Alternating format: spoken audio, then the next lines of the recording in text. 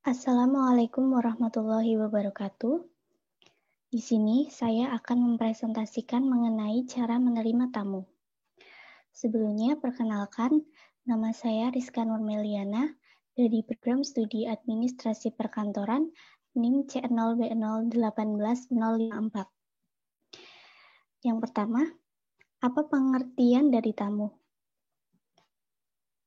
Kata tamu dalam Kamus Besar Bahasa Indonesia atau KBBI yaitu orang yang datang berkunjung ke tempat orang lain atau orang yang datang ke perjamuan. Tamu perusahaan.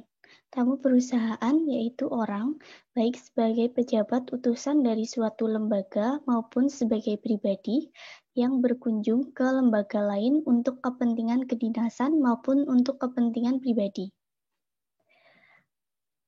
Tamu kantor.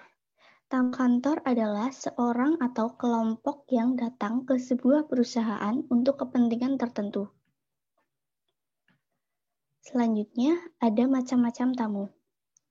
Macam-macam tamu menurut Ignatius Wursanto dibedakan menjadi 4 bagian, yaitu 1. Tamu dengan perjanjian, 2. Tamu tanpa perjanjian, 3. Tamu teman pimpinan, 4. Tamu rutin atau relasi.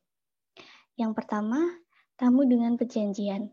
Tamu dengan perjanjian, yaitu tamu tersebut sudah ada perjanjian terlebih dahulu dengan pimpinan. Yang kedua, tamu tanpa perjanjian. Apabila tamu yang bersangkutan belum mempunyai perjanjian terlebih dahulu, maka seseorang sekretaris harus menanyakan kepada pimpinan terlebih dahulu. Yang ketiga, tamu teman pimpinan. Apabila tamu yang ingin bertemu dengan pimpinan merupakan teman dari pimpinan tersebut, maka sekretaris harus segera memberitahukan kepada pimpinan bahwa ada tamu atau teman yang ingin bertemu. Yang keempat, tamu rutin atau relasi. Tamu rutin atau relasi merupakan tamu yang sudah biasa bertemu dengan pimpinan perusahaan. Selanjutnya, hal-hal yang harus diperhatikan dalam menerima tamu. Hal yang harus diperhatikan dalam menerima tamu, yang pertama, hal yang harus diketahui dan dilaksanakan. Yang kedua, etika yang patut diperhatikan. Yang ketiga, menyapa tamu atau greetings. Yang keempat, langkah-langkah menerima tamu. Yang pertama, hal yang harus diketahui dan diperhatikan. Antara lain, 1. Ketahuilah maksud tamu dan maksud kedatangannya. Yang kedua, hendaknya setiap tamu diberikan pelayanan yang sebaik-baiknya. Yang ketiga, berikanlah kesan yang baik. Yang keempat, berikanlah perhatian yang sebesar-besarnya kepada setiap tamu. Yang kelima, bicaralah secara sopan dan ramah. Yang kedua, etika yang patut diperhatikan dalam menerima tamu. Antara lain, hendaklah berdiri untuk menyambut tamu. Yang kedua, hindarilah makan dan minum di tempat tugas. Yang ketiga, memberikan salam kepada tamu. Yang keempat, melayani tamu dengan sebaik-baiknya dan dengan sopan. Yang kelima, hendaklah untuk selalu tersenyum supaya terlihat menarik dan ramah. Selanjutnya, yang ketiga, ada menyapa tamu atau greetings. Kegiatan menyapa tamu merupakan hal yang sangat penting bagi perusahaan. Hal tersebut bisa menjadikan citra positif perusahaan pada tamu. Menyapa dilakukan saat bertatap muka dengan tamu. Dilakukan secara sopan, ramah, dan dengan tersenyum. Menyapa disesuaikan dengan waktu, pagi pukul 8 sampai dengan 11, siang pukul 11 sampai dengan 15, sore pukul 15 sampai dengan 18, malam pukul 18 sampai dengan 24. Selanjutnya yang keempat adalah langkah-langkah menerima tamu. Yang pertama, ucapkan salam kepada tamu.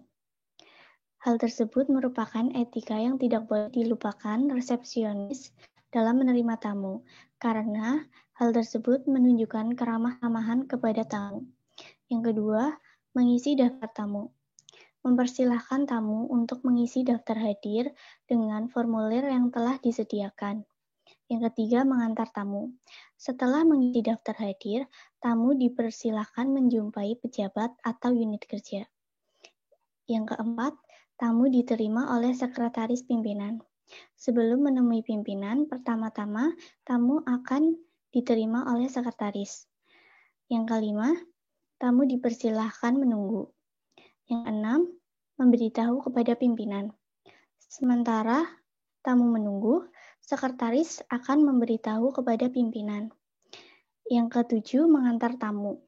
Apabila pimpinan sudah berkenan untuk bertemu, maka sekretaris mengantarkan tamu tersebut ke ruangan pimpinan.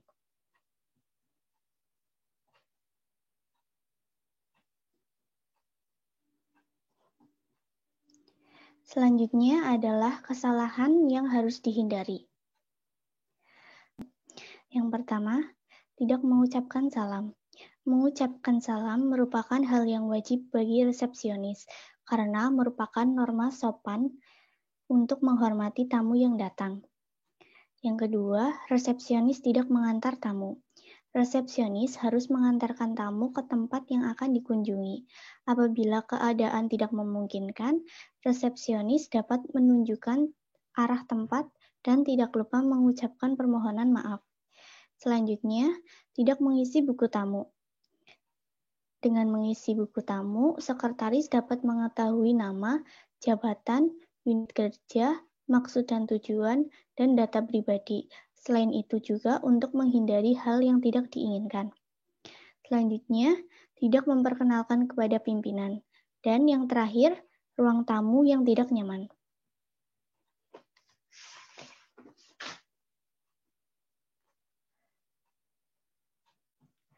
Sekian presentasi dari saya, kurang lebihnya mohon maaf. Wassalamualaikum warahmatullahi wabarakatuh.